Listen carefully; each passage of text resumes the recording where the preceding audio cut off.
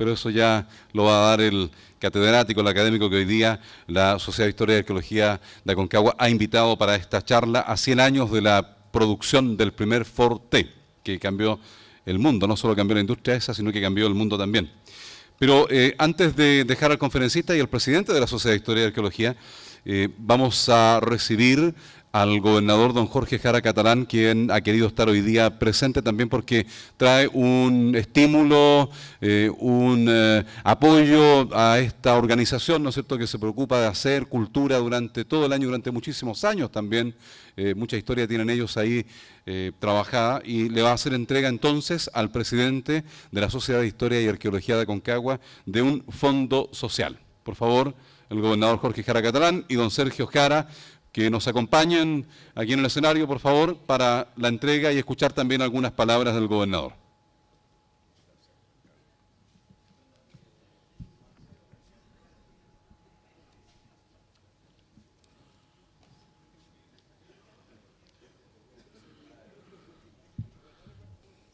Puede que haya algunas críticas en el auditorio respecto de la cercanía que tiene el gobernador con el presidente de la Sociedad de Historia y Arqueología. El Ministerio del Interior tiene un fondo que se denomina Fondo Social Presidente de la República, que es un instrumento de apoyo para las organizaciones sociales y comunitarias. Consiste en un marco presupuestario que para el caso de la provincia de San Felipe el año 2007 fue de 25 millones de pesos y que nos permitió, a través de un mecanismo de postulación, que no es un concurso, sino una postulación directa, a financiar prácticamente 80 proyectos de igual número de organizaciones sociales y comunitarias de nuestra provincia, con cantidad de recursos que son tal vez modestas en su monto, pero que son muy significativas porque muchas veces las organizaciones no aspiran a grandes proyectos como las autoridades eventualmente creemos que lo que la gente pide, grandes obras de infraestructura, conjuntos habitacionales, establecimientos, etcétera. En esta ocasión la Sociedad de Historia y Arqueología postuló un proyecto por casi 900.000 pesos que le permite dotarse de una serie de elementos audiovisuales que van a ser un instrumento muy eficiente para mejorar la condición de sus actividades culturales. La Sociedad de Historia y Arqueología de Aconcagua es una organización muy reconocida en la zona, no solamente de nuestra provincia, sino que también en la provincia vecina de los Andes. De hecho, muchos de sus socios son precisamente amigos y vecinos de los Andes. Así que con mucho agrado le queremos entregar esta noche, en esta ocasión especial, en el marco de una exposición que se va a presentar a continuación, del cheque y los documentos que dan cuenta de este cumplimiento del compromiso con esta organización. Así que felicitaciones al directorio de la Sociedad de Historia y Arqueología, en la persona de su presidente, a quien conozco desde hace 50 años, y por cierto, a todos los amigos de la Sociedad de Historia y Arqueología de Aconcagua.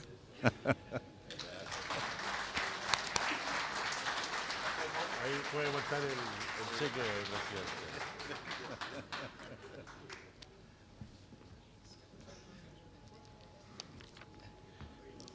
A lo mejor el catedrático que hoy día hablará, que es un viejo conocido de la Sociedad de Historia, dije viejo conocido, no dije que era viejo él.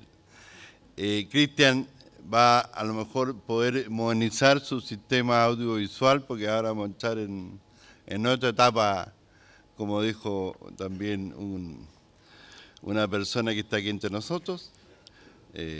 ¿Cómo se llama? Point, esa cosa. Bueno, PowerPoint, eso.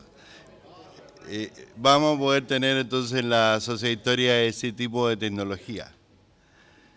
Broma aparte, para nosotros es una satisfacción anual. Me refiero a que una vez al año nuestro profesor nos visita. Él es un estudioso de la vida norteamericana, desde siempre, y ha sido un gran exponente en temas de ese gran país del norte, en distintas variables. Hoy día le hemos exigido, le hemos pedido, le hemos suplicado que con ocasión de los 100 años del Ford T, de 1908 al 2008, tenga la oportunidad de plantearnos algo sobre el perfil, la persona de ese genial empresario, sobre el auto mismo y particularmente las consecuencias sociales tremendas que generó tanto en Estados Unidos como en el resto del mundo. él es una persona más que calificada para este tema que tiene que ver con lo cotidiano, con lo que todos los días nosotros tenemos cerca, en el entorno de nuestra realidad personal, familiar, social, económica, el automóvil. Así que dejamos con ustedes a don Cristian para que nos ilustre sobre las maravillas de la tecnología del siglo XX. Muchas gracias a ustedes.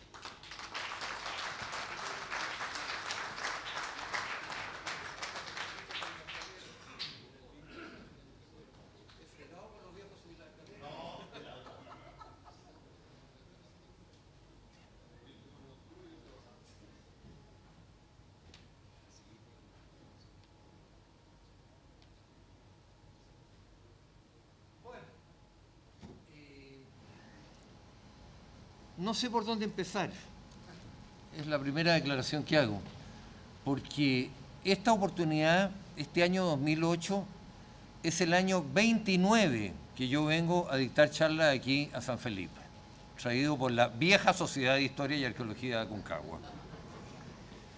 Espero y confío en Dios en que mi amigo Alzheimer no me moleste durante la charla. Y se me ha pedido que hable sobre Henry Ford y el automóvil. A raíz de que este año se cumplen 100 años, probablemente de aquel adminículo que más ha cambiado la historia de los Estados Unidos y también la historia de la economía mundial. El periodo de la historia norteamericana que va desde el término de la Guerra de Secesión en 1865, que es la guerra más violenta del siglo XIX, hasta el término de la Primera Guerra Mundial en 1918, ha sido definido por un gran escritor norteamericano, a quien todos ustedes conocen, Mark Twain, con el nombre de la Edad Dorada, la Edad del Oro o la Edad del Oropel. Los historiadores han aprovechado estos nombres, pero la han definido también como la edad de la gran expansión económica, la era de la expansión capitalista o simplemente la era de los grandes negocios. En esta etapa, 1865-1918, Estados Unidos logra el crecimiento económico más grande que conoce la historia del mundo. No hay ninguna potencia, ningún país en la historia del planeta que haya conocido el crecimiento que conocieron los norteamericanos. Un ejemplo lo da la producción industrial, que en esos 70 años, me parece que son, crece en un 665%. Otro ejemplo lo da el crecimiento de la producción agrícola, que crece en un 996,75%. Piensen hoy día que países se tienen que conformar con un crecimiento de un 5%, 6% y ya un récord un 7%. Y aquí se crece 996 en el orden agrícola, 665 en el orden industrial. En este periodo el país levantó la industria del acero, la producción del petróleo, modernizó los medios de transporte, creó una vasta red de carreteras, se convirtió en potencia manufacturera, se convirtió en potencia exportadora agrícola y lo que es más importante de todo, es la única potencia exportadora de capitales. Estados Unidos en esta etapa renovó totalmente la tecnología aplicada a todo tipo de producción, al tiempo que remodeló las ciudades, puso en uso doméstico la electricidad y el gas, reconstruyó el sur, destruido durante la Guerra de Secesión, aparecieron las empresas transnacionales y finalmente cambió la forma de vida de los norteamericanos, apareciendo lo que hoy día se conoce con el nombre del American Way of Life, la forma de vida norteamericana. Surgieron en el diario Quehacer una serie de artilugios, claro, que a un ciudadano del siglo XXI le resultan habituales. Surge el automóvil, la radio, las lavadoras eléctricas, las aspiradoras, el teléfono, el telégrafo inalámbrico, la cocina a gas o eléctrica. ¿Y para qué seguir enumerando estas cosas? En pocas palabras, como ha dicho el historiador Lois Allen, se produce el cambio más notable en la economía norteamericana. Para lograr este fenómeno, los norteamericanos aprovechan los 4 recursos que toda economía requiere. Primero, las riquezas naturales que se transforman en manufacturas o que producen los alimentos. Se aprovecha la mano de obra disponible, que en los Estados Unidos aumenta día a día, década a década, por la constante inmigración que viene de Europa y que en estos 70 años llega exactamente a 70 millones de personas. Se aprovecha la tecnología creada por los propios norteamericanos. Ellos nunca han exportado tecnología de otras partes. Han aprovechado, sí, como el caso de von Braun, tecnología creada en Alemania que la aprovecha con fines militares. Y también se aprovecha la acumulación tremenda de capitales.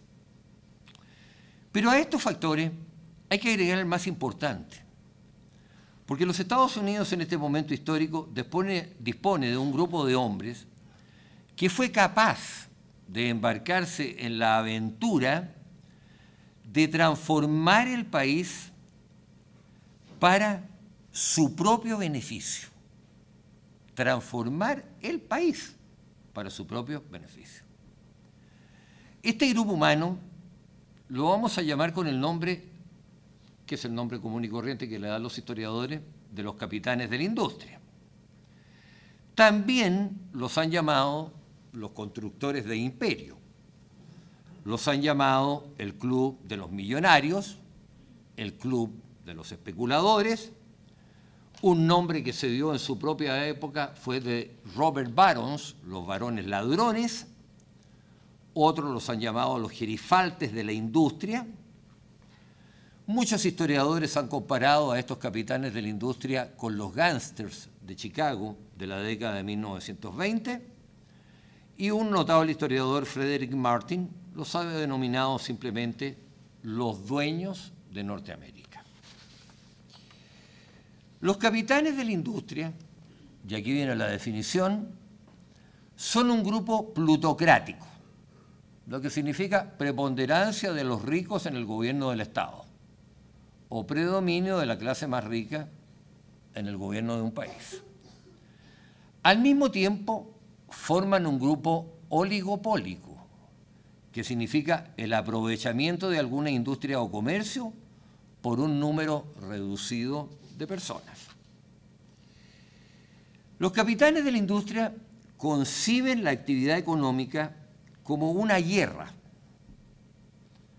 Adhieren ideológicamente a los postulados del darwinismo social y del positivismo comtiano. Todos ellos son de origen humilde. Todos ellos tuvieron en la vida una oportunidad y la aprovecharon al máximo. La actividad predominante de los capitanes de la industria, se concreta en la industria privada, en la industria pesada, en la industria manufacturera, en la industria del transporte, en los negocios bancarios, en las prestaciones de servicio. Nadie de los capitanes de la industria se interesa en la agricultura, a diferencia de la oligarquía hispanoamericana, que son eminentemente agrarias, desde México hasta Chile.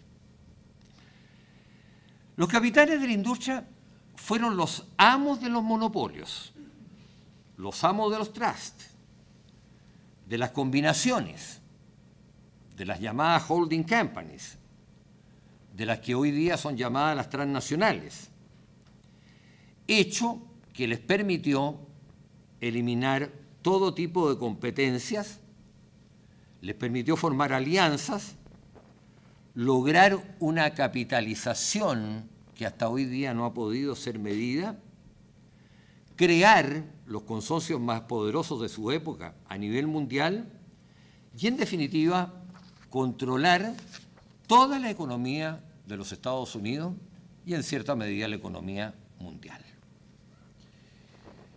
Al amparo de las doctrinas económicas imperantes de la época, la doctrina del laissez-faire, del laissez-passer, que no hace intervenir al Estado en la actividad económica, los capitanes de la industria actúan libremente. Porque en los Estados Unidos hasta 1890 no existe ninguna regulación que impida la concentración del poder económico. Nadie es fiscalizado. Nadie se preocupa de sus acciones porque no existe la legislación. No pagan impuestos. Y los problemas sociales de las grandes masas trabajadoras que le permiten a ellos acumular la riqueza, simplemente para los capitanes de la industria no existen. Ignoran esos problemas sociales, que son tremendamente graves, como los bajos sueldos, las largas jornadas laborales, la no existencia de previsión social, no hay periodo de descanso dominical, semanal, ni vacaciones pagadas, pésimas condiciones de trabajo, ausencia de prevención de accidentes, no hay indemnizaciones por accidentes laborales y ninguna mayoría al Partido Republicano. Y a través de esto lograron dominio político y controlar el Ejecutivo y el Congreso, liderados por su gran boss, como llaman a los caudillos políticos norteamericanos, el senador Marcus Alonso Hanna. En un párrafo verdaderamente lúcido, el notable profesor Richard Hofstadter ha interpretado magistralmente, a mi juicio, el rol que jugaron los capitanes de la industria a fines del siglo XIX y comienzos del XX. Dice el profesor Hofstadter: en ningún otro periodo histórico de la nación ha estado la política tan completamente condicionada por los cambios económicos, ni la vida del país tan por entero bajo el arbitrio de los empresarios industriales. Los hombres de negocio de la Edad Dorada tienen las características lógicas y previsibles de una época en que estaba permitidas los mayores dispendios, con tal que estuviesen destinados a grandes realizaciones, y en que abundaban las mayores tentaciones y escaseaban, por el contrario, los frenos. Se trataba en su mayor parte de advenedizos, cuyo comportamiento solía denunciar la humildad de su origen, pero como compensación a su falta de refinamiento, eran hombres heroicamente audaces y con extraordinario talento para los negocios. Astutos, enérgicos, agresivos, rapaces, autoritarios e insaciables. Fueron ellos quienes hicieron posible el enorme desarrollo económico del país durante esos años. Supieron aprovechar las oportunidades que éste les ofrecía y fueron asimismo los culpables de su corrupción. A ello y sus realizaciones se deben, en suma, el color y el carácter de una época. Tanto en los negocios como en la política, los gerifaltes de la industria, paréntesis, la palabra gerifalte es definida por el diccionario de la Real Academia Española como persona que descuelle en cualquier línea o el que roba o hurta, vuelvo a repetir, los gerifaltes de la industria, actuaron siempre con audacia, con todo y sobre todo con gran cinismo. Explotaron a obreros y labradores, sobornaron a los miembros del Congreso e incluso a los órganos legislativos y estatales.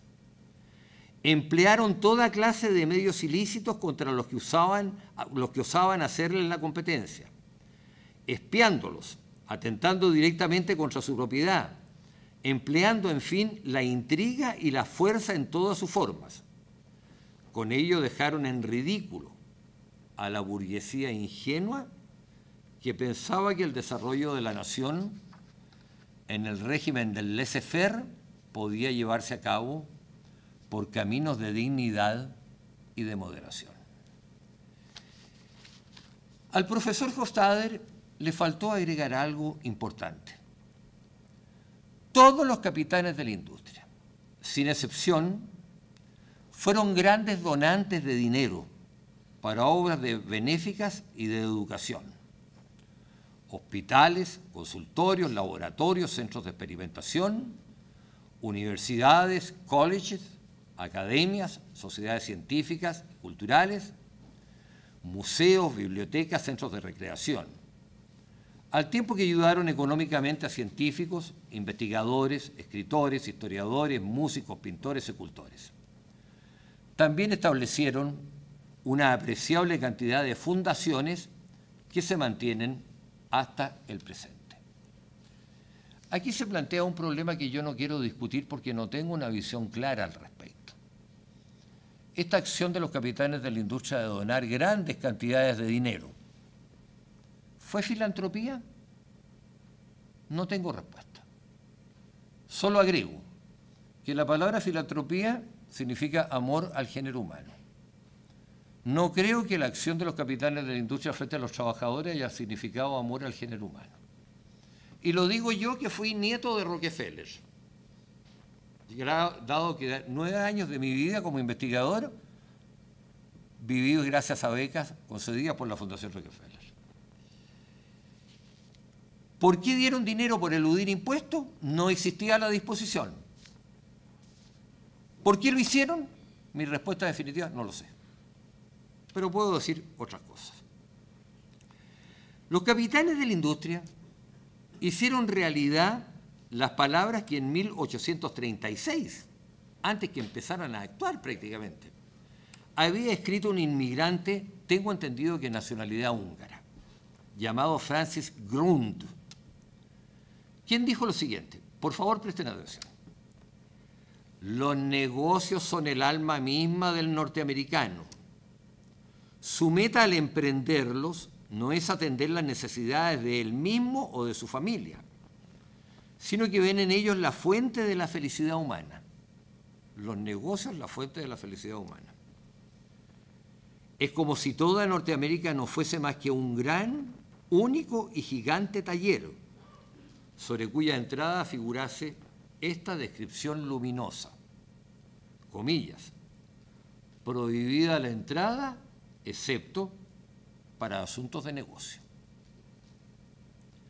Años más tarde, el tristemente célebre presidente Calvin Coolidge dijo, el año 1925, el negocio de los Estados Unidos es el negocio. Bueno, ¿quiénes son los capitanes de la industria? La lista es larga. Voy a citar solamente algunos nombres.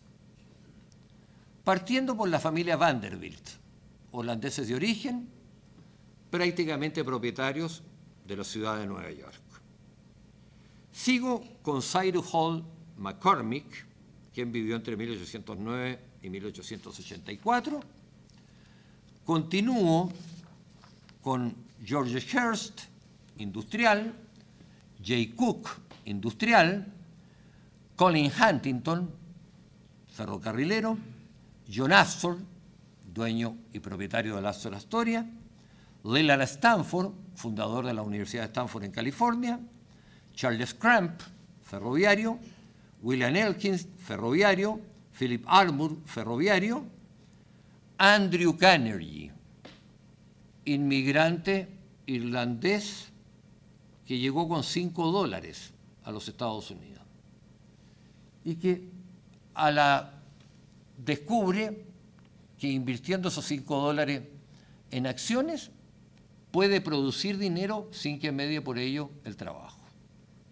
Andrew Carnegie se convierte en el ideólogo y escribe su autobiografía donde demuestra cómo hizo su enorme fortuna, y escribe un libro que se llama The Gospel of Wealth, el Evangelio del Bienestar.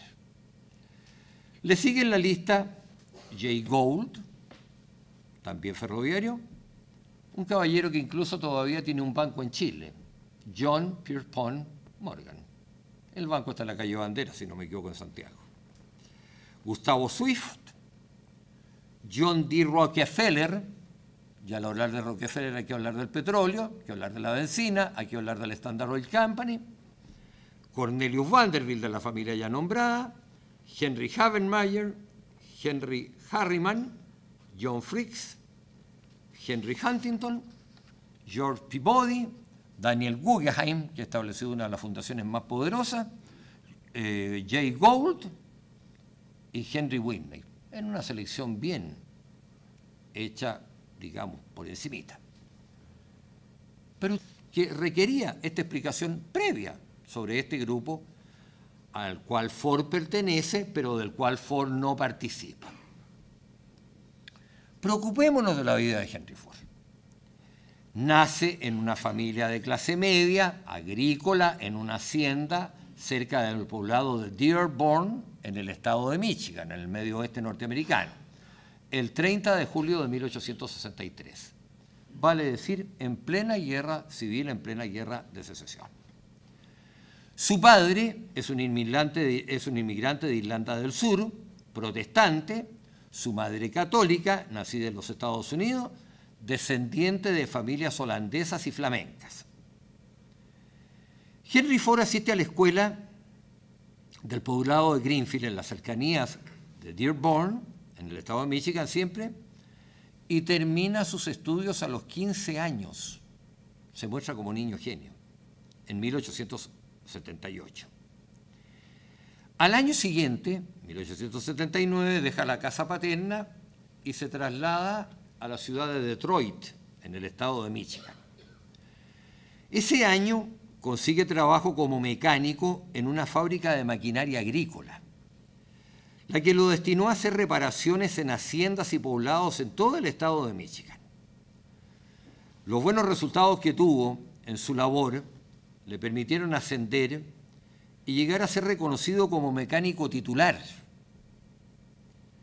Dejó este trabajo en 1884, fecha en que, estando ya muy bien calificado, fue contratado nada menos que por la Edison Illuminated Company en Detroit, la pequeña empresa de Thomas Alva Edison, el gran inventor.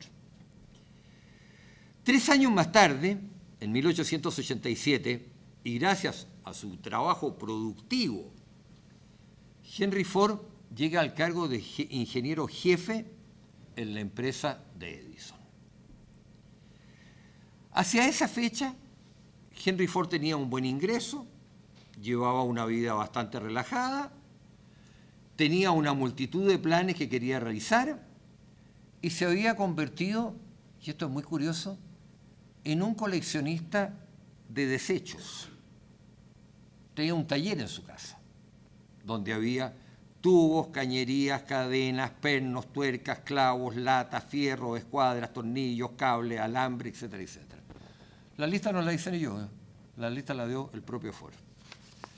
Es decir, colecciona chatarras, lo dice el mismo Ford. Pero toda esta chatarra, él piensa transformarla en algo que todavía no sabe qué es lo que es. Él mismo se dice que es un loco por la mecánica. Su plata la invierte fundamentalmente en mantenerse y en comprar herramientas, y monta un taller extraordinariamente perfecto, teniendo todos los artilugios modernos que la tecnología norteamericana está creando a cada rato. En ese momento de su vida, Ford tiene apenas 24 años. 24 años. Es un joven muy inteligente, maduro, reposado, reflexivo, posee una imaginación extraordinaria, un carácter apacible, aparte de una increíble capacidad de trabajo y una constancia admirable en lograr los objetivos que él se plantea.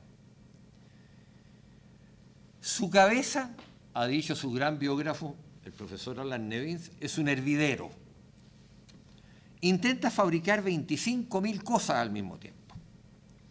Y hacia 1892-93, no está clara la fecha, se le mete en la cabeza la idea de construir un vehículo movido por un motor de combustión interna.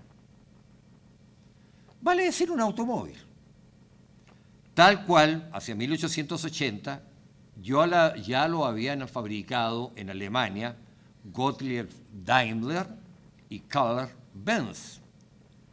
Y en los Estados Unidos, Ransom Olds, James y William Packard, junto con los hermanos Francis y Freeland Stanley, que estos últimos utilizaron un motor a vapor. Se estima que hacia ese año 1898, en Estados Unidos y en Europa había un total de 45 a 50 talleres que fabricaban automóviles. Y Ford seguía en su propio proyecto. Tuvo algunos fracasos, pero el año 1896, año que es crucial en la historia norteamericana por la elección presidencial de ese año, y estando a 2 años de la guerra con España, Henry Ford termina de construir su primer automóvil artesanal,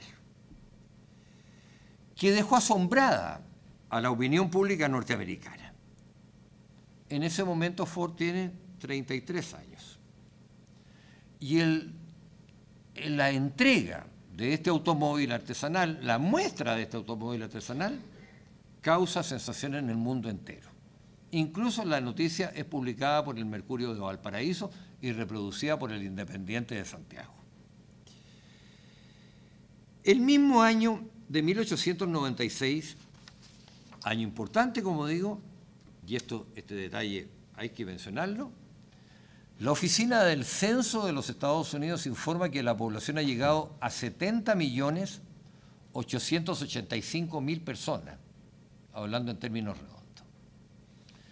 Y Ford toma en consideración este monto de la población y empieza a pensar en la producción masiva de automóviles, partiendo de la idea de mejorar, de introducir mejoras, de introducir reformas al modelo construido por él.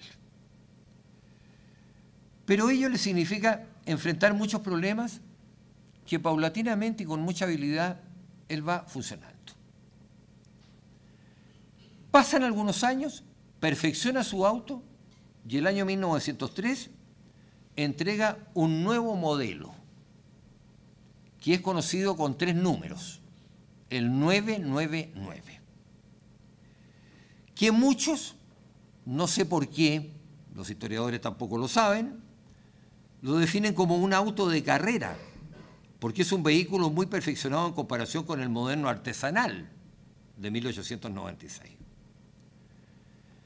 Ford ha logrado construir ese automóvil, el 999, gracias a que se ha dejado la Edison Illuminated Company y trabaja para la Detroit Automobile Corporation, que lo ha provisto del capital necesario y de una mejor tecnología. Lamentablemente, no hay datos estadísticos que nos revelen el número total de automóviles 999 que Ford produjo. Pero el hecho concreto fue que el vehículo 999 fue conocido en las ciudades del este de los Estados Unidos, lógicamente en todo el medio oeste, alcanzando incluso hasta Texas, y que un 999 atravesó Estados Unidos desde Nueva York hasta San Francisco de California, el año 1904. Ese año, 1903-1904, Ford dice, yo corto mis relaciones con la Detroit y creo mi propia empresa bajo el nombre de la Ford Motor Company. inscribiéndola de inmediato en el registro de las propiedades industriales de los Estados Unidos y patentando una serie de inventos que él va aplicando al automóvil que ha logrado construir. Ford, lógicamente, asume la presidencia de la Ford Motor Company. A la fecha ha cumplido 40 años. Y según los testimonios contemporáneos, gente que lo conoció y que ha dejado sus recuerdos estampados, su personalidad ya estaba absolutamente madura, definida. Poseía una inteligencia extraordinaria, han dicho, una imaginación poderosa, un don de creatividad poco común. Era un hombre apacible, un tanto callado, de carácter fuerte, de pocos amigos, un poco introvertido, otros hablan de que era un poco más dicharachero. Tenía buen contacto humano y dejaba ver un rasgo de humildad. No gustaba de las ostentaciones ni asumir posiciones predominantes. Trabajaba incansablemente, con tenacidad, con constancia. Le gustaba experimentar e innovar. Su vida familiar era muy sencilla y parca. Había casado en 1888 con Clara Jane Bryant, en quien tuvo a Edsel, su único hijo, que heredó muchas de sus cualidades. Henry Ford nunca se mostró aficionado al dinero. Y conocemos muchos actos de este periodo de gran generosidad de su parte. Hay una coincidencia entre sus contemporáneos en considerar a Ford como un hombre, lo cito textualmente, extraordinariamente sencillo, simple, gran trabajador y muy generoso. Entre 1903 y 1908, Henry Ford se consagra única y exclusivamente a la Ford Motor Company, a su empresa. Buscando formas de desarrollar rápidamente y aumentar la producción de automóviles, siempre con el modelo 9999. Pero sus experimentos han resultado el año 1908, cuando saca un nuevo modelo de Ford, que es el que estamos celebrando el centenario este año. Saca el llamado Ford T, que tiene otros dos nombres. Se le conoce con el nombre del Flivver o el Tin Lizzy. El término Flivver es un término, es un slang de origen desconocido, es un modismo, y se utiliza para designar vehículos pequeños, baratos, de uso personal. Se aplica al automóvil, se aplica a un navío pequeño, se aplica a un avión pequeño. Puede significar también una cosa contraria. Puede significar fracaso, fraude, engaño, burla, broma, mentira. Mire qué contradictorio. Respecto del Ford T, nadie ha podido explicar por qué lo llamó Ford T. Y eso es uno de los misterios de Henry Ford que permanecen hasta el día de hoy. Con el Ford T, Henry Ford inicia una nueva etapa en la historia de la industria del automóvil. Inicia una nueva etapa en la historia de la economía norteamericana. Inicia una nueva etapa en la historia de la economía mundial. Yo sé que es harto responsable afirmar lo que estoy afirmando, pero tengo mis razones para hacerlo. En primer lugar, desde 1908 en adelante, con el modelo Ford T, Henry Ford se propone fabricar automóviles comunes y corrientes, estándares, que puedan ser vendidos a bajo precio, sin lujos de ninguna especie, ni accesorios superfluos, solo con los elementos necesarios y indispensables, todos iguales en su estructura y con igual rendimiento.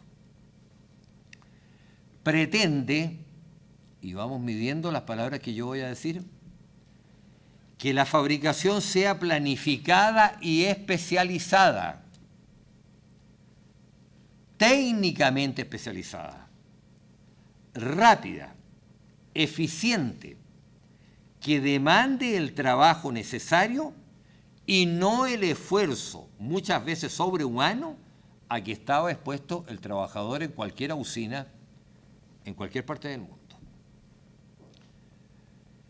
Henry Ford, con el Ford T, busca aprovechar y aplicar en la fabricación del automóvil todos los materiales nuevos que han ido inventando los norteamericanos como productos químicos nuevos y por sobre todo piensa utilizar las nuevas tecnologías que se vienen creando en los Estados Unidos desde la guerra civil y que le han permitido llegar a un crecimiento, estoy hablando de crecimiento, ¿no?, que es concepto distinto de desarrollo, a un crecimiento económico realmente extraordinario que queda representado en las siguientes cifras comparativas. En 1889, el valor de la producción agrícola de todos los Estados Unidos era, y a mí siempre me cuesta leer los números, seguramente porque soy muy pobre, era de $2.460.107.000. Eso es lo que valía la producción agrícola del año 1889. El año 1919, mediando por medio de la guerra, el valor de la producción agrícola norteamericana había subido de 2.460 millones, voy a hablar en términos redondos, a 23.783 millones. Ahí está el crecimiento que ya fijé de un 966%. La producción industrial, que el año 1889 valía 9.372 millones de dólares, en términos cerrados, ha subido a 62.418 millones de dólares. Ahí está el 665% de crecimiento. Los capitales invertidos en la industria han subido de 1.009 millones en 1869 a 44.446 millones de dólares en 1919, actuando como factor acelerante la Primera Guerra Mundial. En otras palabras, ¿qué es lo que pretende Ford en 1908 y de ahí en adelante? Primero, aprovechar al máximo todas las facilidades que le ofrece la economía norteamericana para producir un automóvil en gran escala. Ford tiene éxito en su empresa. Se calcula que en 1900 existían en los Estados Unidos apenas 8.000 automóviles. La cifra se elevó considerablemente con el Flivver o Ford T, y en 1913 se registraba un total de vehículos ascendente a 1.258.062 unidades. De 8.000 a 1.258.000. Y fue precisamente en este año 1813 cuando Ford da un paso que es trascendental en su trabajo, al entrar en contacto con el ingeniero Frederick Winslow Taylor, quien ha sido definido como un self-made engineer, un ingeniero hecho a sí mismo, aunque estudió en una universidad.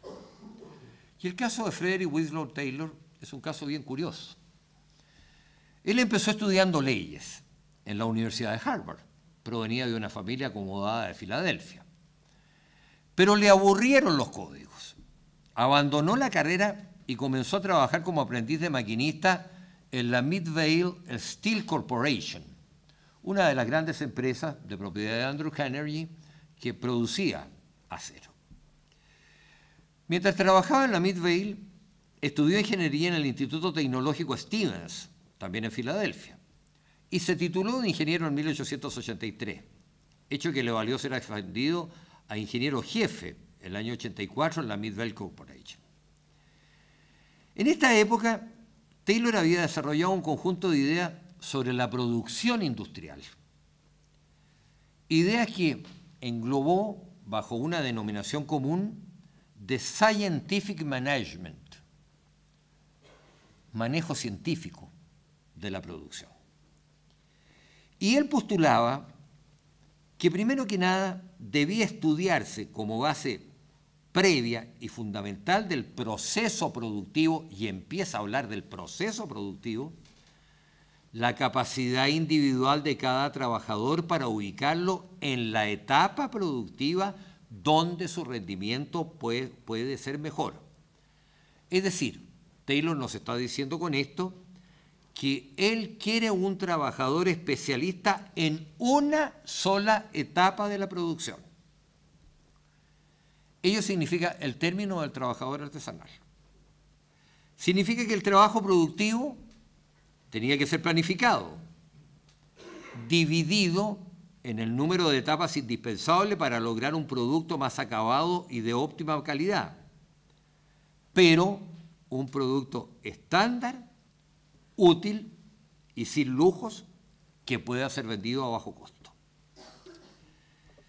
Taylor sostenía que debía implementarse un mejoramiento sustancial en las tecnologías, para lo cual había que aprovechar los adelantos científicos que las universidades norteamericanas estaban logrando. Para Taylor, la aplicación de estos principios debía dar dos resultados inevitables. Primero, aumento de la producción y mejor calidad del producto manufacturado, producto estándar.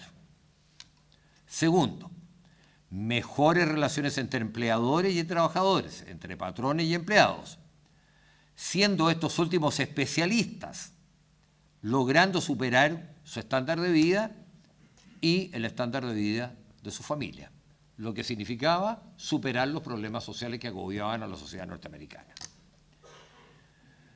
Por ello, Taylor se dio a la tarea de crear una tecnología propia para la Mid-Vale Corporation, y lo logró, como también logró dividir el trabajo, acortar el tiempo empleado en la elaboración de los productos y disminuir el esfuerzo individual. Y produjo un milagro. Entre 1884 y 1892, Taylor logró aumentar la producción de su empresa en un 300% y logró pagar mejores salarios, aumentando en un 25% las remuneraciones. Hecho que cayó como bomba atómica entre los capitanes de la industria. Al año siguiente, ya Taylor es el jefe superior de la Mid-Vale Steel Corporation, empresa que incluso crea un departamento de asesorías industriales para esparcir las ideas de Taylor y aplicarlas a otros rubros industriales. Y es así como Taylor se coloca en contacto con Andrew Carnegie y llega a prestar asesoría a la Bethlehem Steel Corporation, una de las más grandes productoras de acero de propiedad de Andrew Carnegie en los Estados Unidos, que en ese momento está empeñado en cambiar todo el sistema de puentes ferroviarios, de puentes de madera a puentes de acero. Por los mismos años, Taylor también se dedica a escribir sus tesis y publica 3 libros. El principal de ellos es el titulado Principles of Scientific Management, que ha sido traducido a 19 idiomas. Lamentablemente, Taylor falleció muy joven. Falleció de 59 años en Filadelfia el 21 de marzo de 1915. Pero las ideas de Taylor fueron conocidas por Ford, y Ford conoció a Taylor. Y Ford vio la posibilidad directa de combinar sus propias ideas con las ideas de Taylor e incorporarlas a la producción del automóvil. Y así entonces Ford se propone un verdadero programa que consta de los siguientes puntos y objetivos. Primero, aumentar la producción de vehículos motorizados, pero vehículos estándar, todos iguales. producir un vehículo útil, de diseño sencillo, producir un producto que pudiera venderse al más bajo precio posible, mejorar las tecnologías, crear nuevos métodos y producir todo lo que se necesitaba para que su producto final no dependiera en ningún porcentaje de ninguna otra empresa, lo que significaba traer nuevos técnicos, traer nuevas tecnologías y fabricar otros productos que la Ford Motor Company hasta ese momento no fabricaba. Por ejemplo, ¿qué no fabricaba? Los neumáticos. Ford introduce la fabricación de los neumáticos en la Ford Motor Company. Pero aquí viene la parte humana de Ford. Él se propone especializar al trabajador en una etapa específica del proceso productivo, el cual, como ya está dicho, debe ser dividido en etapas para lograr un máximo rendimiento. Se propone mejorar la condición socioeconómica del trabajador y su familia. Integrar a la empresa diferentes especialistas que vayan mejorando cada una de las etapas del proceso productivo. Y habla de proceso productivo. Aplicar las nuevas tecnologías que se van creando. Estar al día, estar al top, como se dice hoy día, de las nuevas tecnologías. Incluso se llega a preocupar de traer los primeros sociólogos, los primeros psicólogos, los primeros, ¿cómo se llaman estos que hacen propaganda? Los propagandistas, para hacer la propaganda técnicamente planificada. A propósito, el Mercurio hace días atrás, en vez de entregar el diario común y corriente, lo entregó en una carpeta, donde venía una ciudad del siglo XXIV. Y decía, lo único que falta aquí es Ford. Mire que es cierto. A todo ello, entre 1908 y 1914, Ford crea otras dos ideas que son extraordinariamente importantes para la economía de hoy día, del siglo XXI. ¿Cuál es la primera?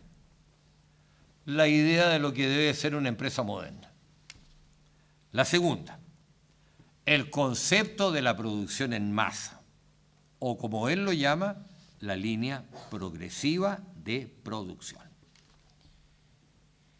¿Qué quiere decir Henry Ford con esto de la producción en masa? Felizmente, nosotros somos muy afortunados porque la Enciclopedia Británica, esa maravillosa fuente de consulta, ¿no?, que felizmente hay una edición abreviada en español, en su edición del año 1926 le pidió a Henry Ford que escribiera un artículo con ese título, Mass Production, producción en masa. Y ahí Henry Ford escribe sobre el concepto de la producción en masa lo que voy a leer a continuación. Producción en masa, lo voy a leer bien lento para que ustedes puedan captarlo en toda su intensidad. Producción en masa es la concentración sobre un producto manufacturado de los principios de potencia, exactitud, economía, sistema, continuidad y celeridad. Ojo con lo que viene. Y el resultado normal es una organización productiva que entrega en gran cantidad un artículo útil de material, hechura y diseño corriente al costo mínimo. Yo pienso que la definición es tan clara que no necesito explicarla bajo ningún punto de vista. Y este concepto de producción en masa Ford lo empieza a aplicar en toda su intensidad en 1914. Fue seguido por algunos industriales que piensan que Ford está en la razón. Y esto se ve claramente en que 3 años después, cuando Estados Unidos se ingresa como beligerante a la guerra, el gobierno federal le pide ayuda a Ford para fabricar vehículos de guerra y él traslada la producción de vehículos que podríamos llamar vehículos comunes y corrientes en vehículos militares, logrando un aumento de la producción en forma increíble. Ahora, lógicamente, Ford tiene enemigos que no le conviene la aplicación de este producto, la aplicación de la producción en masa.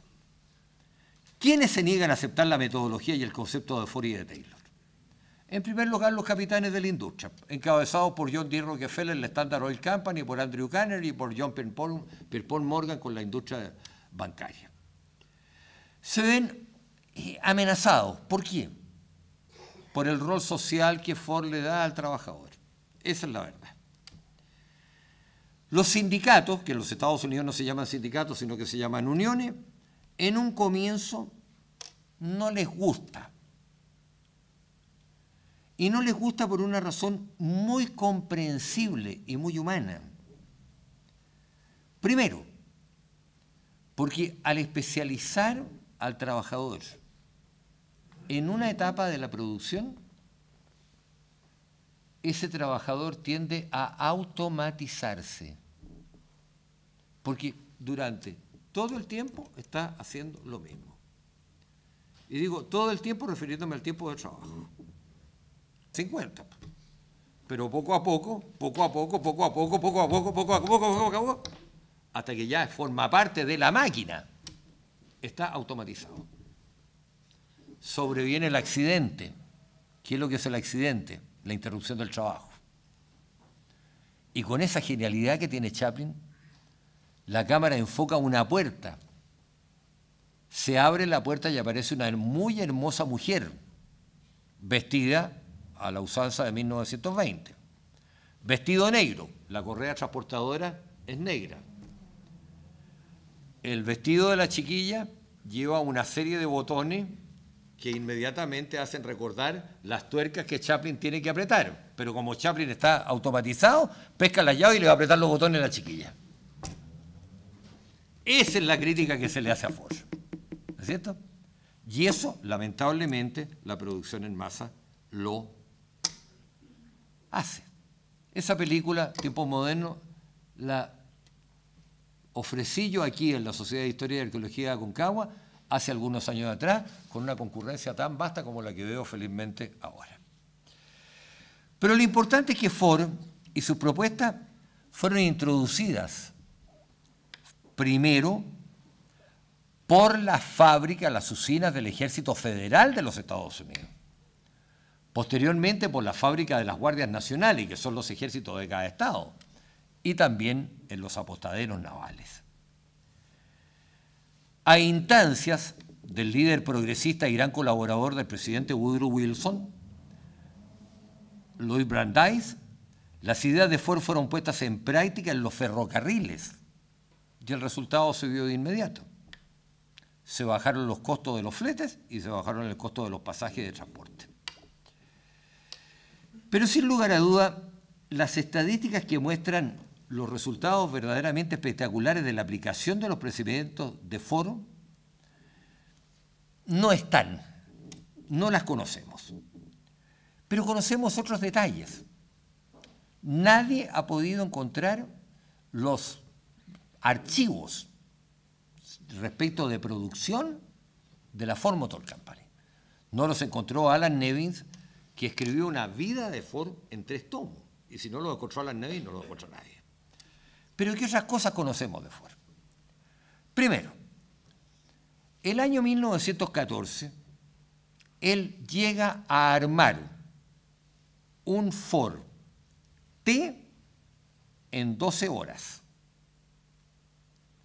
2 años más tarde, en 1916, el Ford T se arma en 1 hora y media. Ha bajado prácticamente, no sé qué porcentaje, yo por las matemáticas soy nulo. Pero aquí viene lo importante para el bolsillo de los clientes, pues.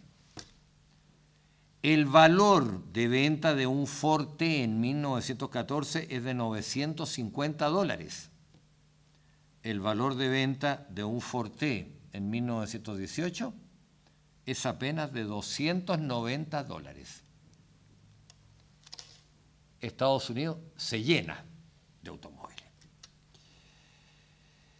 Y esto es un hecho muy importante, no solo para la historia económica, sino que para la historia social y la historia de las mentalidades.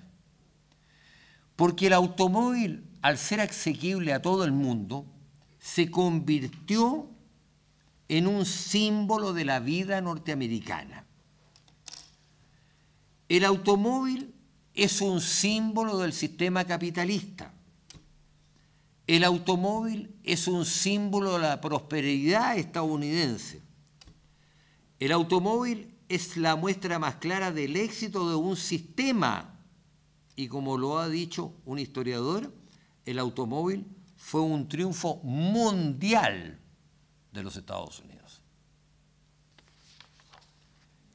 El crecimiento de la industria automotriz fue sencillamente espectacular. Como ya está dicho, lamentablemente no tenemos los datos de la producción de la Ford Motor Company. Pero sí yo les voy a mostrar una fotografía con un sistema bien poco Ford, porque es muy artesanal, ¿no? Que Ford se hizo fotografiar junto con su hijo Edsel, con el automóvil número 1, el de 1896, y el automóvil 5 millones. 5 millones. Poquito tiempo después se hizo fotografiar con el automóvil 1, con Edsel, y el automóvil 15 millones. Producido por la Ford. Nada más. Pero si no tenemos los registros de la Ford Motor Company, sí tenemos los registros de la inscripción federal de automóviles para el periodo 1900-1943, fecha de la muerte de Ford. Ya he dicho yo, el año 1900 había 8.000 automóviles en Estados Unidos. En 1910, 468.500. En 1920, 9.239.161. 1930, 26.749.853. 1940, 32.453.233. 1941, 34.894.134. 1942, baja, porque se fabrican más vehículos de guerra, 33.003.656. 1943 vuelve a bajar, el año 43, el año peor de la guerra, para los Estados Unidos, 30.888.134. Ahora, aquí hay dos cosas que explicar. Entre el año 10 y el año 20, el aumento de 468.500.000 a 9.239.000, un factor fundamental es la guerra. Pero en estas cifras no están contenidos los vehículos militares que Ford construyó. Lo mismo pasa en el descenso entre los años 41, después de Pearl Harbor, que en diciembre del 41, hasta el 43, fecha que termino con esta estadística por la muerte de Ford. Pero fíjese que es curioso. Si el año 20 se produjeron 26.9.239.161, el año 30 se producen 26 millones de automóviles. ¿Y qué pasa entre el 29 y el 30? Viene la depresión del 29, pues, que significó que más o menos el 80% de la fuerza de trabajo de los Estados Unidos quedara cesante. Y eso lleva a que el año 40 se llegue a 32 millones de automóviles. Vale decir que Ford luchó pero permanentemente en contra de la depresión.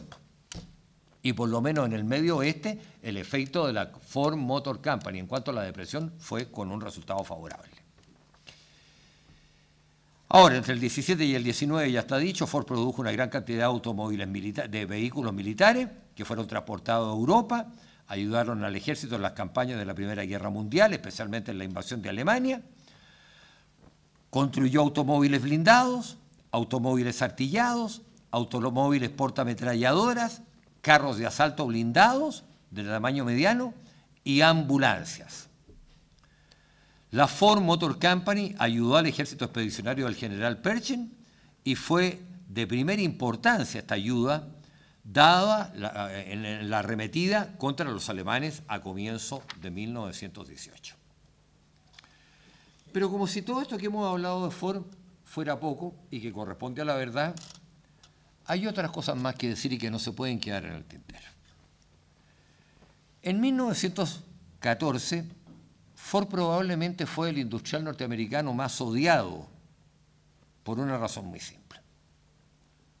Que hoy día, claro, no nos llama la atención, pero pues el historiador tiene la obligación de ponerse en el año que estudia.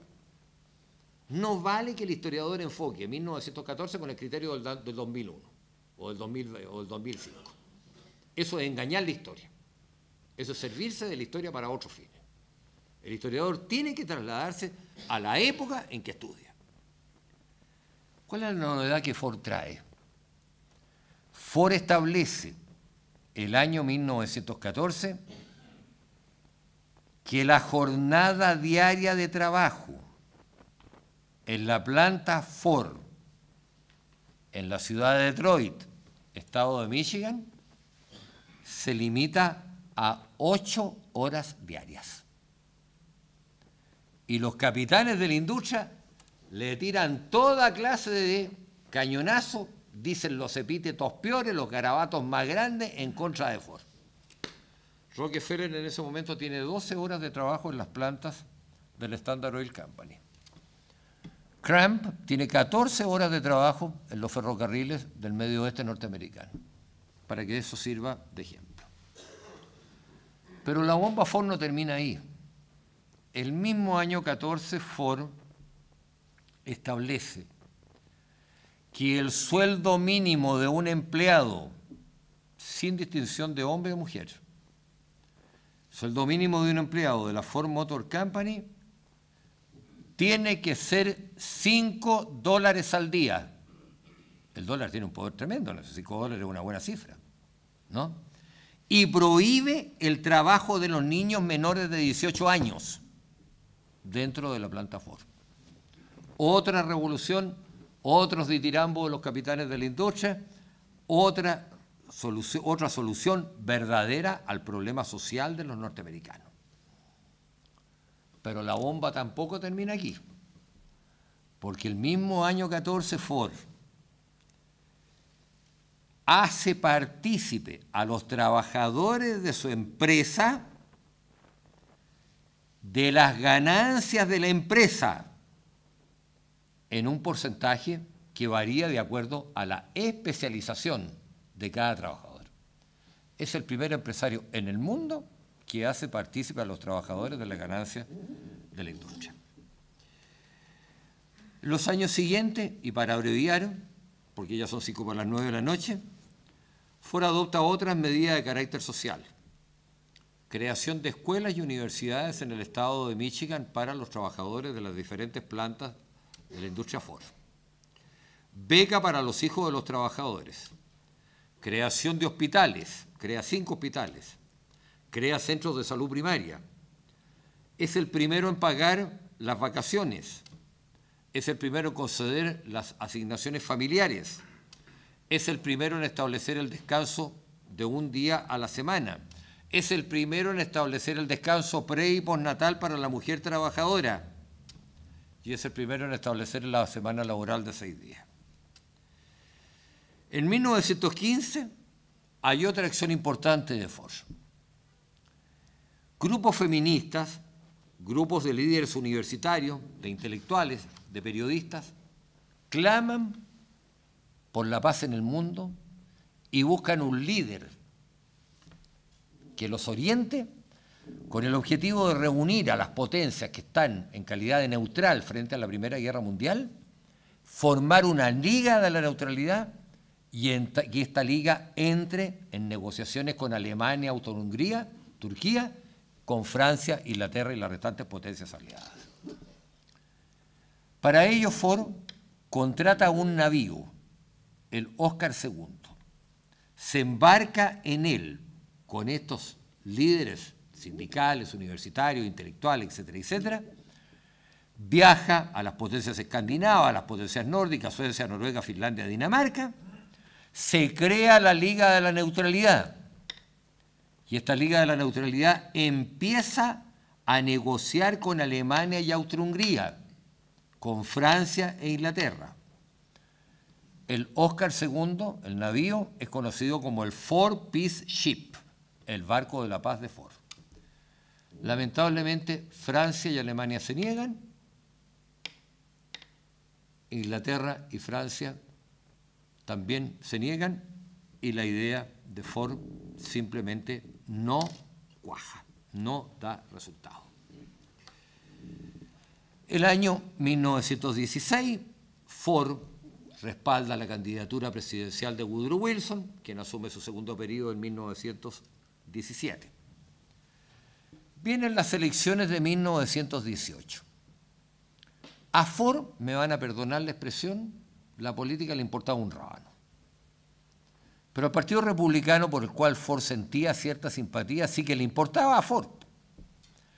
Y deciden postularlo como candidato a senador por el estado de Michigan para el Senado Federal. Lo proclaman, pero Mr. Ford no asiste a las concentraciones, no va a los meetings, se opone a toda propaganda, no logran tomarle una fotografía para hacer los afiches. Y sin embargo saca la segunda votación con apenas 200 votos de diferencia con quien ganó la senaturía por el estado de Michigan. Y él exclama, escribe en un papel, adiós, gracias, me libré. No quiere meterse en la política. Y después agrega, no pienso en ir a Washington por ningún motivo. Perdió la elección, pero su votación demostró que era un hombre extraordinariamente popular. Al año siguiente, cuando llega a los 56 años de edad, decide renunciar a la presidencia de la Ford Motor Company. Se siente cansado. Traspasa la dirección de los negocios a su único hijo, a Edsel Ford, quien ha trabajado en la empresa, no ha seguido ninguna carrera universitaria, pero quien vive bajo la tutela del padre. No puede desligarse de la presencia permanente de Henry. Las relaciones no son malas ni son buenas. Edsel pretende hacer muchas transformaciones en la empresa. Su padre le dice, cuidado, con calma, no me opongo a las innovaciones, soy partidario de las innovaciones, pero no soy partidario de las locuras. Las reformas no se pueden hacer de la noche a la mañana. Pero Edsel da algunos pasos bastante importantes.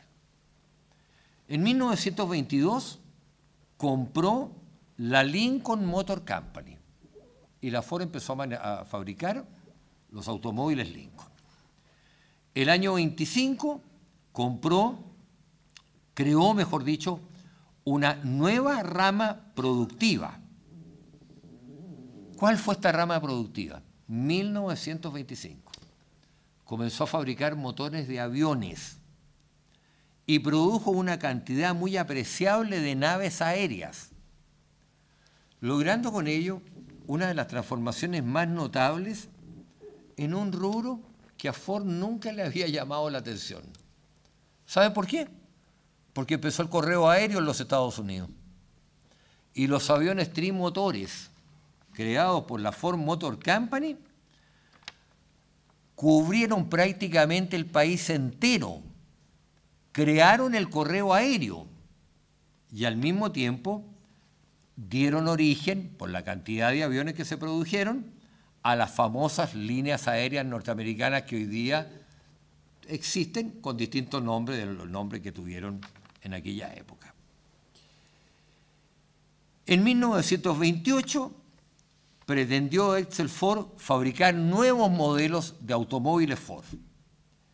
Y así partió el Ford modelo A, de 1928, el famoso V8, de los cuales había muchísimos en Chile y muchos de ustedes lo conocieron, no les estoy diciendo viejo. En 1939 apareció el Mercury y en 1941 el Continental.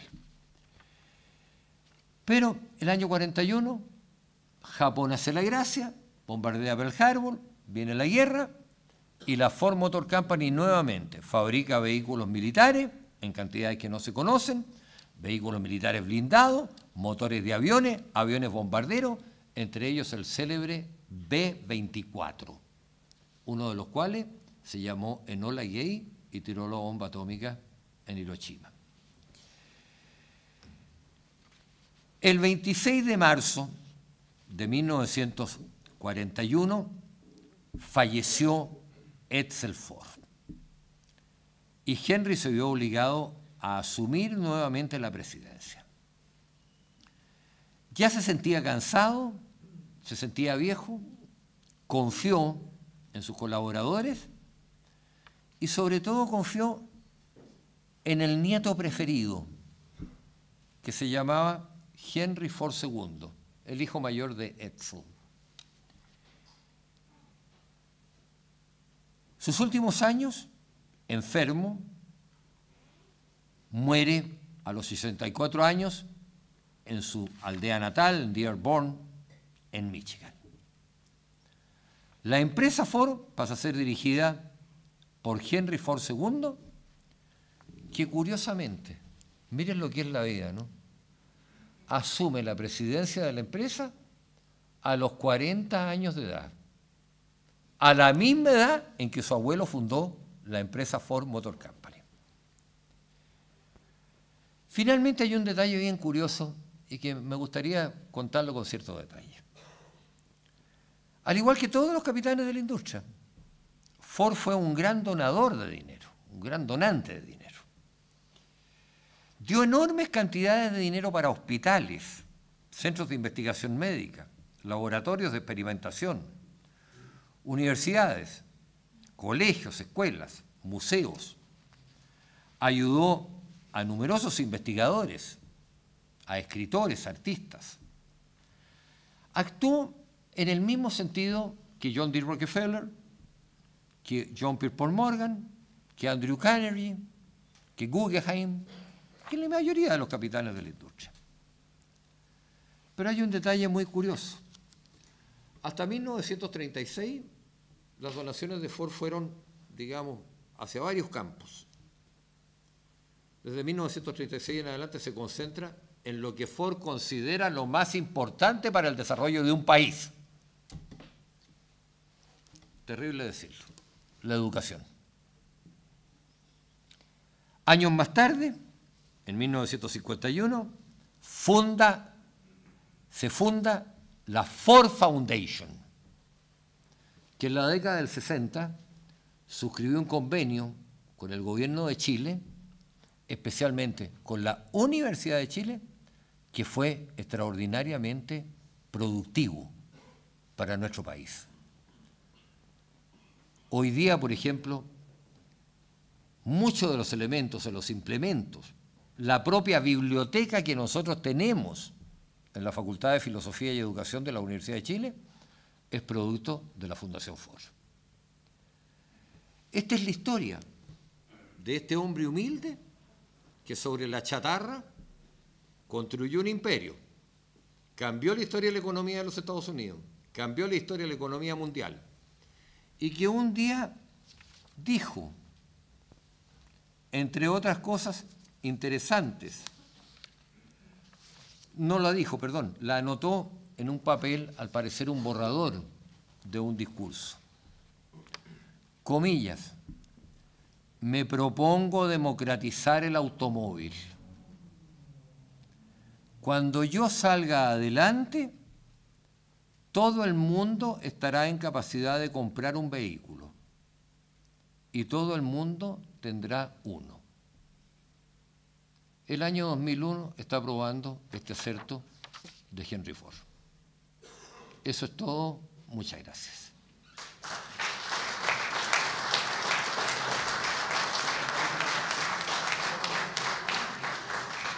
Muchas gracias. Ahora les quiero mostrar... Ahora les quiero mostrar algunas fotografías, son muy poquitas, respecto de lo que he dicho durante la charla. Pero lamentablemente cuando llegué aquí me encontré, primero que me dijeron que mis métodos didácticos eran poco menos que de la época de los dinosaurios, ¿no? Porque ahora hablan del NCP, del JPQ, del gacha. Los dinosaurios están de moda. Por eso que no pasamos del tiempo. Esa cuestión del point power, del PowerPoint, nada que ver, son inventos del demonio para mí. Yo con la diapositiva. Pero lamentablemente en estos carritos no cupieron mis modernas diapositivas. Pues estas diapositivas son modernas porque tienen vidrio. Las de ahora son rascas porque no tienen vidrio. Por eso no caben en estos carros. Pero yo me la ingenié para, primero con la cartera de mi mujer, elevar esta payasada. Lástima que no tiene ni un peso adentro. Y en segundo lugar, voy a tener que ir sacando un aparato para meter la foto y volverla a proyectar. Pero como todos ustedes tienen muy buena voluntad, me van a perdonar esta negligencia tecnológica y este retorno a lo que es lo mejor de todo, los viejos.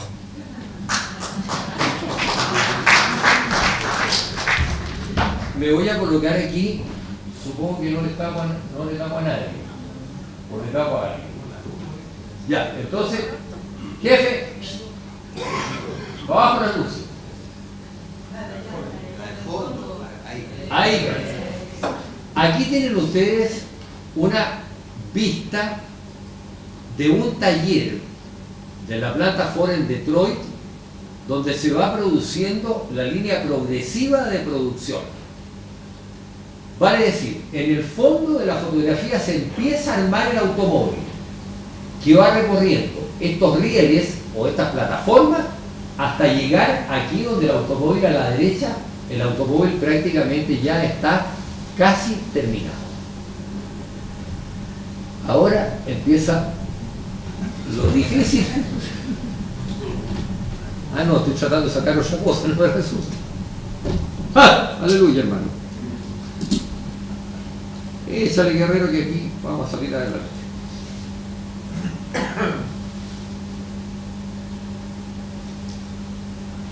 En esta segunda diapositiva, esta es ya más adelante, ahí se está armando un Ford de 8, están en una etapa ya especializada. Ahí están afinando los últimos detalles después de que una máquina en la etapa anterior de la línea de producción ha colocado el motor del auto mediante un sistema de poleas.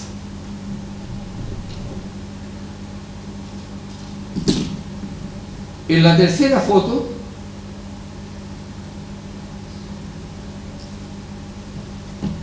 tenemos una fotografía que debe haber sido la anterior, ¿no? En que se ve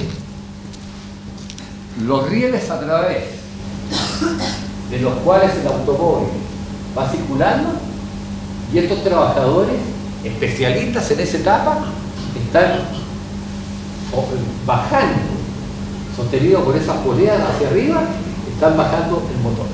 Esto pasa a otra etapa en la cual se va a seguir armando el vehículo hasta su terminación final. La terminación final se da cuando el automóvil sale del taller en un plano inclinado, ¿no? Va bajando el automóvil y sale a los campos de prueba. Lamentablemente esta fotografía que yo encontré en la biblioteca de la Universidad de California en Berkeley no están datadas, no tienen fecha.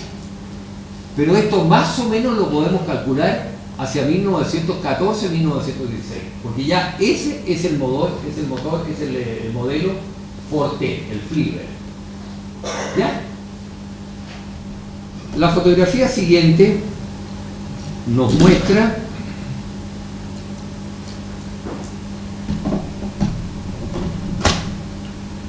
los automóviles blindados que Ford fabricó para el ejército de los Estados Unidos durante la Primera Guerra Mundial.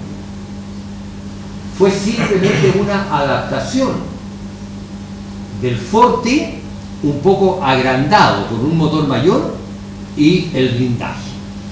Pero en el fondo, la tecnología y el rendimiento del automóvil fue exactamente el mismo.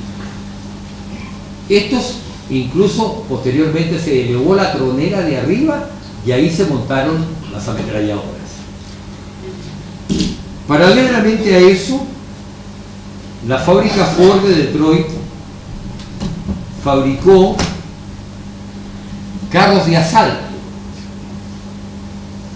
vehículos blindados de mayor capacidad, tripulados por 4 soldados y armados de una ametralladora, que era arremetida desde julio de 1917 hasta noviembre de 1918, liberando Francia, ocupada por los alemanes, y entrando las fuerzas norteamericanas en territorio alemán, despejaron prácticamente el camino hasta que Alemania se vio absolutamente copada y en noviembre de 1918 solicitó el armisticio.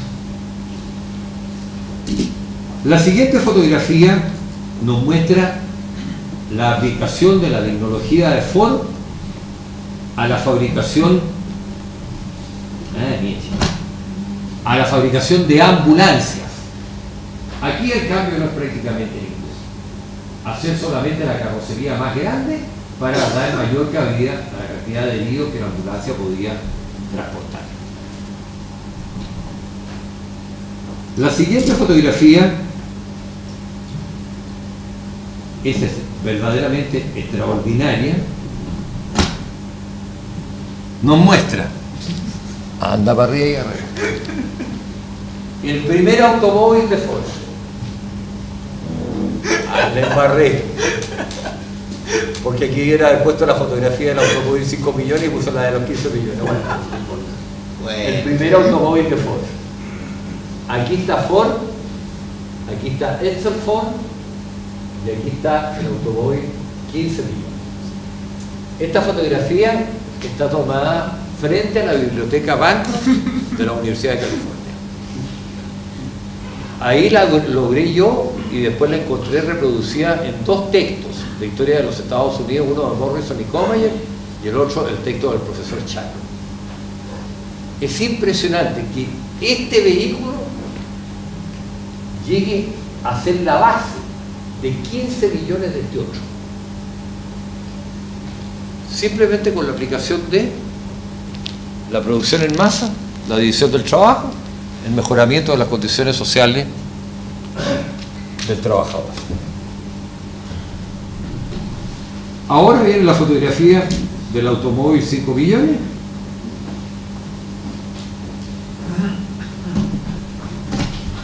Ahí está, 10 millones, ¿no? Está aquí a la derecha, está el automóvil 10 millones a la izquierda. Está la de los 5 millones, pero no sé si la tengo. Increíble cómo se va viendo la practicidad de la tecnología que se va a aplicar. En la fotografía siguiente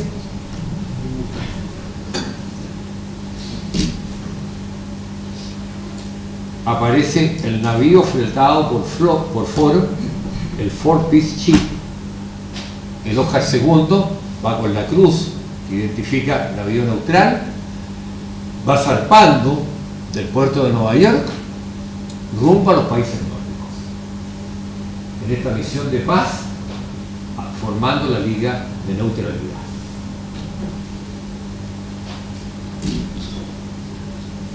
Luego tenemos una foto a bordo del Ford Peace Ship, del barco de la paz de Ford. También me equivoqué.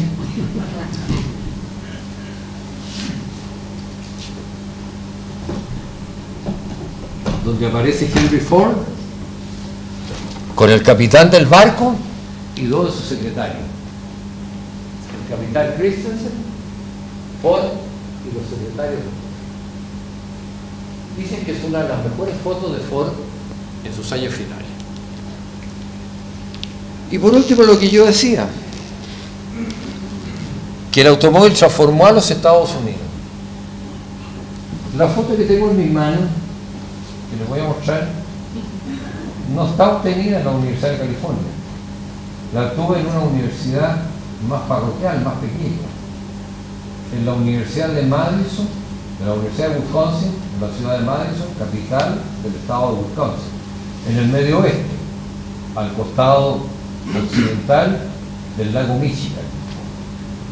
Esta fotografía tiene fecha, es de 1922. 1922. Esta fotografía ustedes la podrían entregar a la Televisión Nacional de Chile, la podrían entregar a la televisión de la Pontificia Universidad Católica, a la televisión, a Megavisión, a Chilevisión o a la CNN, diciendo que es la Plaza de Armas de Santiago de Chile un día normal. Pero se trata de 1922. Ahí está el milagro. Ahí está lo que Ford dijo, que cada uno tuviera un automóvil. Ese camotito, ¿no es cierto?, de que no se puede, no hay derecho, no hay por dónde andar, es lo que estamos viviendo todas las ciudades americanas en este momento. Muchas gracias, viva Dios.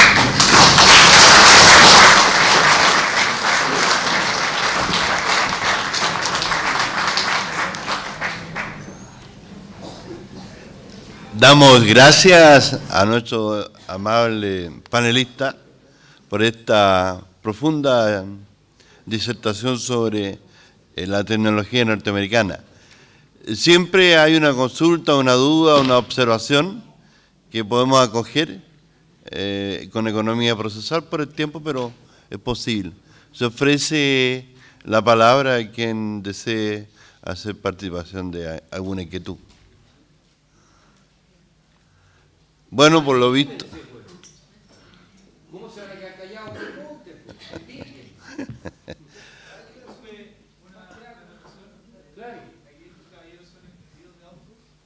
hablaban de que la última foto debería ser del 32 por los autos que aparecían. ¿Debería ser de qué? Del año 32, por los autos que aparecían en la foto. Mire, yo felizmente, a Dios gracias, no sé manejar. Punto uno. Punto 2. Tuvimos auto, tenía mi chofer que era mi mujer. Punto 3. No entiendo nada de automóvil. Punto 4. La fecha que estaba en la foto es del año 22. O sea, si la foto está equivocada, habría que escribirlo a la biblioteca de la Universidad de Wisconsin y decir que le cambien la fecha. Pero yo no le podría decir si del 22, del 32, del 42, del 52 o del 2000. A mí lo que me interesa es dejar en claro el fenómeno social. ¿Sí? La importancia que tiene y lo que significa para la ciudad moderna el automóvil. Ustedes viven una felicidad tremenda, especialmente la gente del Valle de la Aconcagua, que no tiene que respirar el smog que tenemos que respirar nosotros todos los días. Échenlo para afuera para acá, entonces. ¿Alguna otra pregunta o observación para acá? ¿Sí?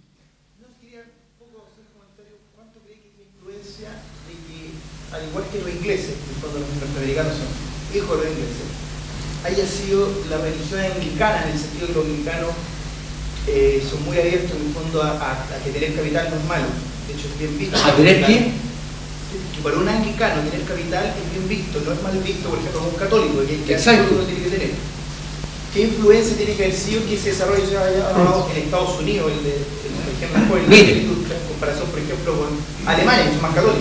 Exactamente, exactamente. El problema aquí es el siguiente. No se conoce, y mejor dicho, no se puede generalizar el aspecto religioso de los capitales de la industria. Algunos se manifiestan, digamos, no hay ninguno católico, en primer lugar. Van a iglesias predominantemente de tendencia anglicana, o sea, de la iglesia establecida de Inglaterra. Hay algunos que son luteranos, O no hay ninguno calvinista. ¿Por qué razón? Porque el calvinismo exige una ética muy fuerte, cosa que los capitanes de la industria no tuvieron. ¿No es cierto? Entonces no se puede dar una respuesta categórica al decir que hay una influencia religiosa. La influencia que hay es ganar dinero sea como se sea. Piense usted que en un momento determinado, por ejemplo, Rockefeller dice, por escrito, somos nosotros los que hemos desarrollado el país. ¿No? Es decir, ellos tienen conciencia que su trabajo, que le está dando enormes beneficios económicos, está creando por goteo beneficios para los demás. Pero no hay desarrollo. ¿Por qué no hay desarrollo? Porque no hay justicia social. Usted comprenderá que Estados Unidos es el país, uno de los últimos países en establecer la jornada laboral de 8 horas. Piense usted lo siguiente. La Constitución Revolucionaria de México del año 1917 incorporó los derechos de los trabajadores a la Constitución. Y eso lo viene a hacer. Estados Unidos todavía no lo hace, porque son leyes estaduales las que existen. Entonces el aspecto religioso de los capitanes de la industria no es un aspecto que no se puede estudiar, porque tampoco tenemos los testimonios ni los documentos que nos hablen sobre ese aspecto. El único caso que más o menos podría darnos alguna visión sería el de Habenmayer, que era practicante luterano. Y es lo único que se sabe. No sé si con eso contesto la pregunta o no. ¿Sí? Respecto a lo que dice el caballero de acá, si bien es cierto, completo plenamente las partes de los conocimientos anglicanos de la ganancia, los católicos también permitimos la ganancia. Y respecto a esa misma materia, Henry Ford hizo un cambio sustancial en el país y en el mundo sobre el conocimiento propio y económico, e hizo un cambio social en el país y que por alguna medida se hizo en el mundo. ¿Qué haría hoy en día usted para que ese reforzamiento se diera más equitativo en una empresa actual? ¿Qué haría yo? Sí. Nada. Primero, no soy político. Segundo, no soy empresario. Tercero, soy un profesor. Cuarto, estoy en la escala social a donde están los profesores. Quinto, tengo que desfilar todos los miércoles. Sexto, he pasado 1 mes y medio sin hacer clase porque los niñitos se tomaron la universidad. ¿Qué voy a hacer yo? Nada. Usted no haría nada por la sociedad actual. Es decir, por la sociedad actual haría todo lo que me corresponde como ciudadano, pero no me nublen la mente con la cuestión política. Yo estoy hablando de una empresa. ¿Ah? Menos todavía, pues. Menos todavía. Yo sigo en este sentido, se lo declaro abierta, franca y claramente. Soy católico, apostólico, romano. Sigo la doctrina social de la Iglesia como puedo seguirla. Pero en mí no está la solución, ni de mejorar salario, ni de acortar jornadas de trabajo, ni de pagar imposiciones, ni de obligar a los empresarios que paguen las imposiciones. Oiga, buenas noches, señor. ¿Sabe Buenas algo noches. más de la competencia de Ford? ¿Cómo? ¿Sabe algo más de la competencia de Ford? ¿Sabe más de la competencia? Mire, Queda su- durante toda la charla yo estuve diciendo que permanentemente Ford era criticado por los capitanes. Era criticado por los capitanes de la industria. Porque cada medida que Ford tomaba acortaba la jornada laboral, le infligía un grave daño económico a Rockefeller, a Morgan, a Harriman, a Kiel, a Fritz y a todo lo demás. ¿No? Entonces, ¿qué más que le puedo decir? Si quiere le puedo escribir un libro sobre eso, pero darle una pregunta, una respuesta de 5 minutos no, es imposible. Profesor, ¿No? aparentemente la pregunta, porque con lo que usted planteó, sería como para pensar que solamente existía Ford. ¿En qué momento aparece Mr. Lowe? ¿En qué momento aparece la General Motors? ¿Y qué pasa con esa competencia entre ellos? La competencia se da a todo nivel, pero Ford es lo suficientemente fuerte como para salir adelante en contra de todo el grupo de los capitales de la industria. Mire,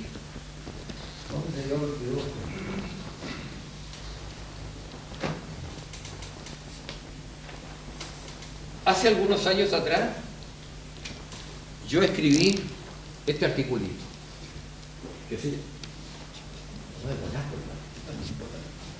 se llama Los capitanes de la industria a través de las caricaturas contemporáneas. Es decir, cómo la sociedad norteamericana satirizó a los capitanes de la industria. En hacer este artículo me demoré más de 2 años. Sobre esto diserté aquí, en la Sociedad de Historia y Arqueología de Aconcagua, en el Salón de Honor de la Municipalidad. Proyecté las caricaturas. Me he esforzado durante años por encontrar una caricatura de Henry Ford. No hay ninguna. ¿Por qué? Porque llamó la atención, la constancia, y eso lo dije en las charlas, la constancia en mantener sus principios. Y cuando él encuentra el respaldo teórico de Taylor y ve la posibilidad real de favorecer al trabajador, se lleva todos los escritos de los sabios por haber. ¿Por qué? Porque fue en el fondo un revolucionario. Y es el único, ¿no? Ya le digo, el año 17, cuando México, después de haberse ensangrentado desde 1910 hasta 1917, con la más trascendente y la más cruenta revolución del siglo XX, incorpora muchos de los principios de Ford en la Constitución. Y fíjese lo que le estoy diciendo, ¿no? México no se contentó con legislar respecto de las disposiciones del trabajo que Ford había aplicado en su industria. México no legisla, México la incorpora en la Constitución, o sea, en la ley principal. La Constitución mexicana del 17 pasa a ser la constitución socialmente más avanzada del mundo. Y hasta el día de hoy hay muchos principios que lamentablemente en México no se cumplen, pero que están ahí en la Constitución del 17. Por eso que el ejemplo de Ford es un ejemplo verdaderamente universal. Y es curioso que en este mundo tan entretenido, ¿no es cierto? Este año 1908, yo creo que ustedes son los primeros en hacer algo respecto a Henry Ford. Ah, bueno, está bien.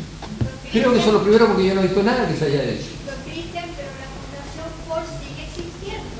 Sigue existiendo. Y a mí me tocó verificar, trabajar con los que lo tenían a cargo el año 69 en el Ministerio de Educación para la investigación pedagógica. Claro. Tenían su oficina y trabajaban con el centro de perfeccionamiento de ciertos. Exacto, la Fundación Ford existió en Chile, si no me equivoco, hasta el año 70. Sí, pero ahora sigue. Ahora sigue y tengo entendido, pero no lo sé porque no entiendo verdaderamente qué es lo que ha pasado con esta visita de la señora presidenta al gobernador, al señor